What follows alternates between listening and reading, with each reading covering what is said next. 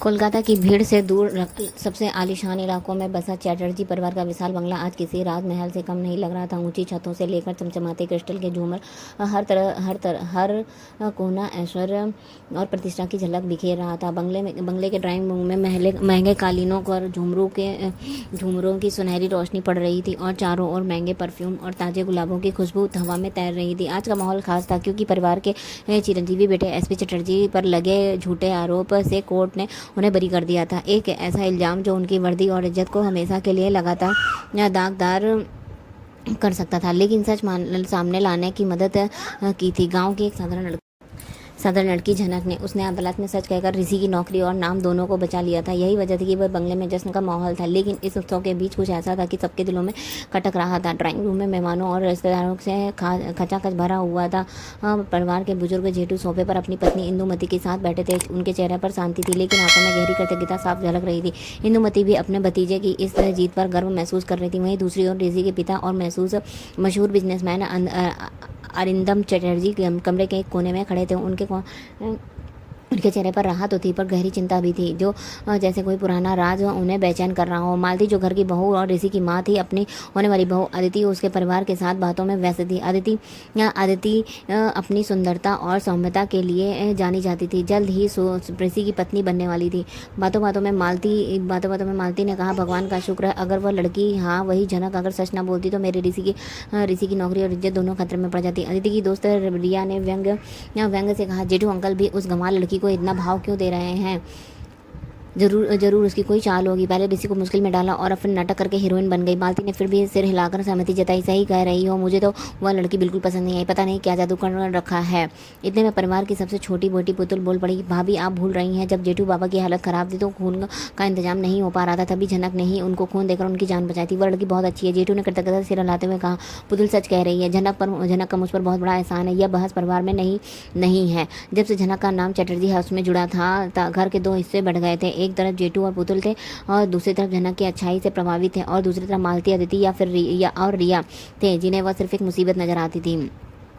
उधर शहर की हलचल से दूर ऋषि अपनी गाड़ी में झनक को उसके गांव छोड़ने जा रहा था। कार में एक अजीब सी खामोशी पसरी थी। झनक की खिड़की बाहर को गुजरते पेड़ों को निहार रही थी, जबकि ऋषि चुपचाप ड्राइव कर रहा था। उसके बातचीत शुरू की। थैंक यू झनक, अगर तुम कोर्ट में सच नहीं बोलती तो मेरा करियर खत्म हो जाता। झनक ने भोलेपन से कहा, साहब मैं कुछ बड़ा नहीं किया, सोचा सब सच ही बोला है। आपने हमारी मदद की थी सबके सामने, वो कुछ भी नहीं था। ऋषि को उसकी यही सादगी बहुत भाती थी। वह जानता था कि अदिति और झनक में जमीन आसमान का फर्क है, लेकिन फिर भी उसका दिल बार बार झनक की तरफ खींचता था। उसने पूछा, आगे क्या सोच रखा है?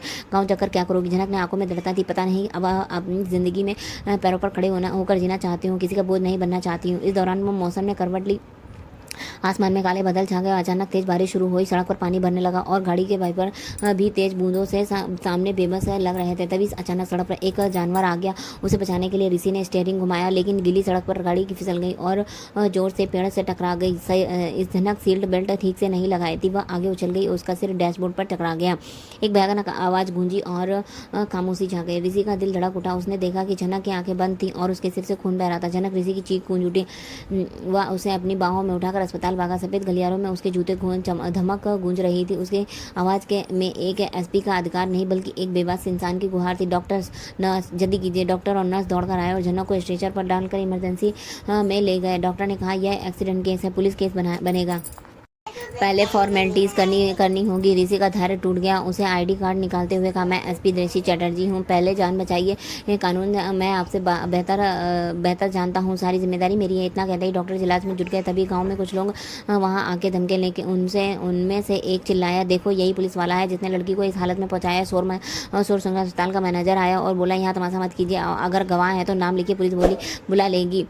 लेकिन पुलिस का नाम सुनते ही सब खिसक गए। अब ऋषि की नजरें सिर्फ ऑपरेशन थिएटर के दरवाजे पर टिकी थी। उसका कानों में झनक की वही बातें गूंज रही थी, अपनी जिंदगी अपने पैरों पर खड़ी होकर जीना चाहती हूँ। उसका दिल डर से भर गया। इधर चटर्जी बंगले में हंगामा मचा था। अदिति क्रोध से कांप रही थी।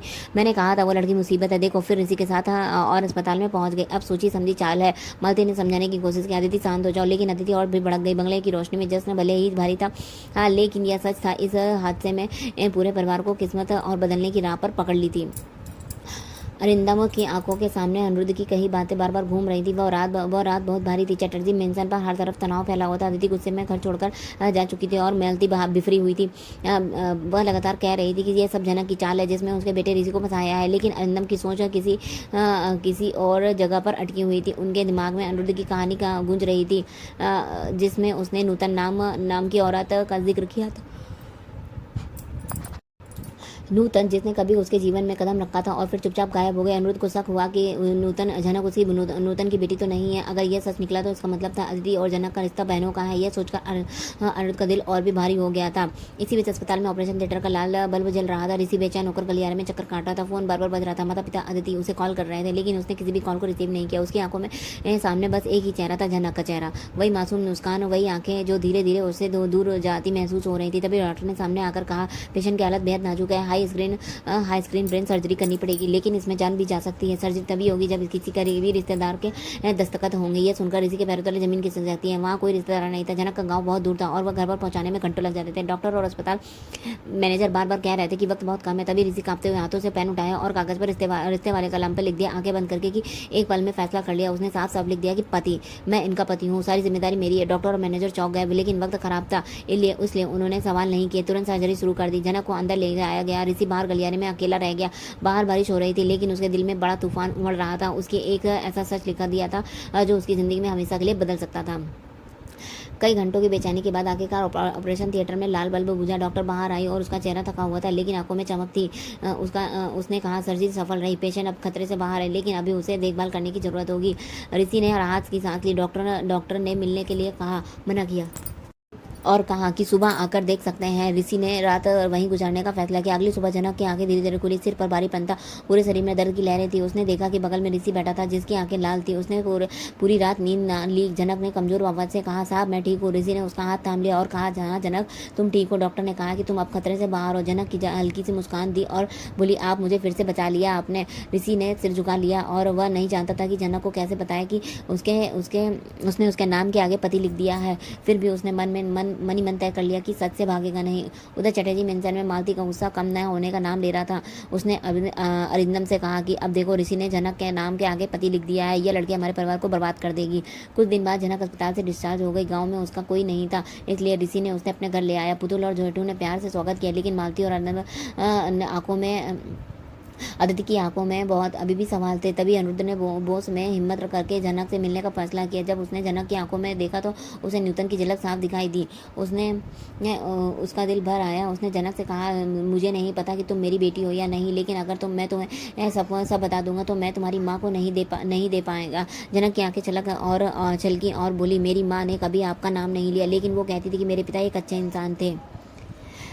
धीरे धीरे वक्त बदला। जनक ने अपनी मेहनत से एक छोटा सा बिजनेस शुरू किया और अपनी माँ का सपना पूरा किया। चटर्जी और बोस परिवार एक हो गए। अदिति और ऋषि की शादी धूमधाम से हुई और जनक उस शादी से अपनी बहन की सबसे बड़ी ताकत बनकर खड़ी रही। चटर्जी बंगले में फिर से खुशियों की रोशनी लौट आई, लेकिन इस बार रोशनी सिर्फ सजावट की नहीं थी, बल्कि एक परिवार के मिलन, विश्वास और रिश्तों की सच्ची चमक की थी। जनक अब भी वह सादगी और ईमानदारी वाली लड़की थी जिसने एक परिवार को टूटने से बचाया, खुद की जिंदगी को नए सिरे से बनाया। तो दोस्तों, आज का एपिसोड हमारा यहीं पर होता है समाप्त। आगे का एपिसोड देखने के लिए बने रहेगा हमारे चैनल पर नए तो सब्सक्राइब कीजिएगा, वीडियो को लाइक कमेंट शेयर करना बिल्कुल मत भूलिएगा। मिलते हैं नेक्स्ट एपिसोड में, तब तक के लिए राधे राधे, जय श्री राम।